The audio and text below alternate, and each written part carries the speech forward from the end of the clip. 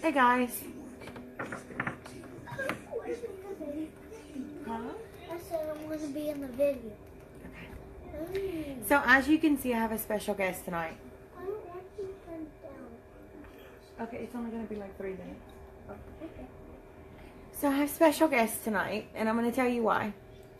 What are you doing? Jonah, don't be ugly. So I'm going to remind you guys that I can't see any comments. And in all honesty, I probably could have canceled tonight's message, but I'm going to tell you why I didn't. This is one of those times where you have finally found your purpose. You have found your calling. And yet, in looking for your purpose and your calling, you have picked up so many things to look at. If you can imagine, you go to a store, and about 30 minutes later, we'll go with like Ross or Dollar Tree. One of those places where you're like, oh, I can get this or I can do this and it'll only take this much time is the equivalent of, oh, it's only $1. And you've begun putting all of these things in your cart or your plate, and then the next thing you know, you get to the register and you're like, it is how much? And you realize that you've picked up, I don't know, something like 40 $1 items, right? And they weren't supposed to add to all of that. They weren't supposed to cost you that much.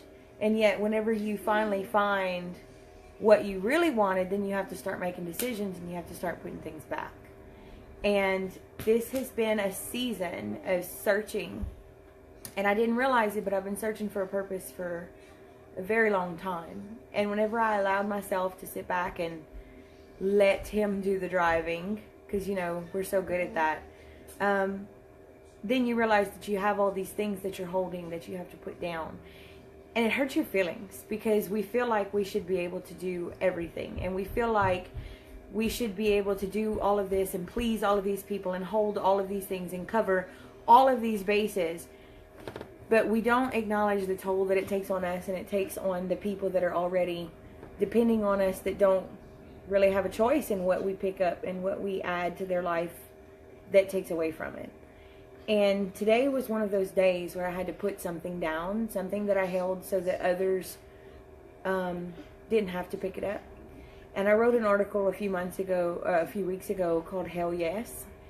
And it was on the principle of, if it's not a hell yes, then it needs to be a no. Because if you don't feel passionate about it and your immediate answer is not hell yes, then you are taking away someone's opportunity to have a hell yes. And so we're denying blessings from being given just because we're not the ones who get to give them. And it took me a very long time to realize that. And months ago, I wanted to put this thing down. But I didn't, because I didn't want to let the kids down. And I didn't want to let down all of these people who don't necessarily have anything for them at home. They needed to have somewhere to come and be. And just be. Be themselves, be safe, be protected, be in fellowship and grow. And it had its purpose. And then its purpose passed. And my place there passed. And we outgrew that. And someone else had so many hopes and dreams for it, but they weren't brave enough to say, this is now my hell yes. And I didn't realize yet that it was my no. Well, I knew that it was my no, but I wasn't ready to make it my hell no. And I hope that no one is getting offended by this language, because I don't know how else to explain it. And I'm not going to sit here and I'm not going to quote Bible verses because, well, obviously my hands are full. This morning, I had to make that final decision, and she got sick last night. She started running fever. No telling what that is. And at the same time as I realized that I was ready to put this other thing down, because I had so many obligations for this thing. I had put it so much on my, I call it my purpose plate, is the way he showed it to me. Whenever I was praying about it, he showed me a purpose plate. That the more we put on this plate while we're looking for our purpose, that whenever it's finally time for the thing that is supposed to be on that plate, there's no room for it. And so we put it on top, and it kind of runs over onto the other ones, but it doesn't fit, and it didn't have a place on it to begin with. And then, whenever it's time, to focus on what is on that plate and accentuate what is on that plate and embellish and accessorize what is on that plate and use things to the benefit of what is on that plate, then those same emotions and feelings that got us obligated to put these things on this plate in the first place, they come back and they try to make us feel guilty. Would you stop? And they try to make us feel guilty, and not the people, but the feelings and the emotions and the obligations and the lies that we told ourselves as to why we were doing all of these things. It was for their good, right? It wasn't so that we could be fulfilled. It was to help all of these other people.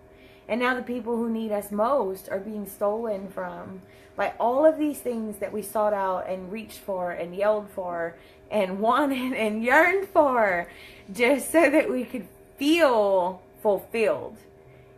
And we're not always going to feel fulfilled. And so whenever I dug into purpose, not that long ago, when I finally was able to stop because of all my previous obligations. Okay, Libby, that's enough.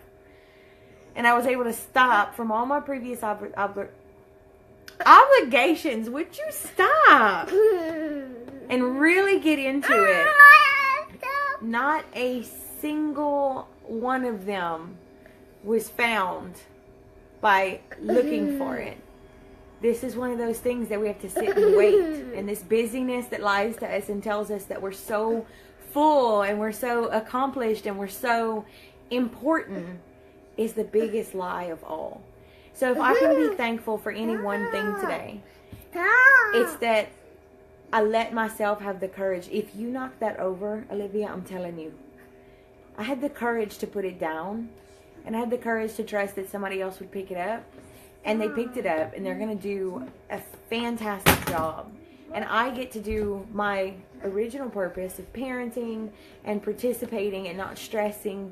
And I had my season of pouring into it. And now it's my season of just sitting in joy in it. And I can truly enjoy it.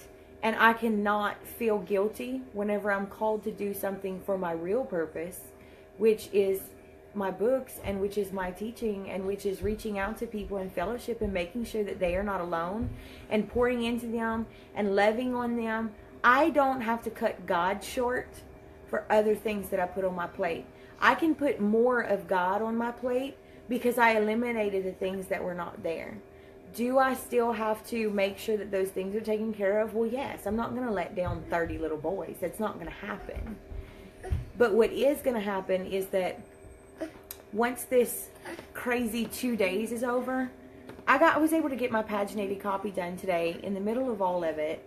And we were able to knock out some things. And we were able to accomplish some things. And I was able to help with my sick babies. And I was able to love on her, but not nearly what she needed from me whenever she was feeling bad.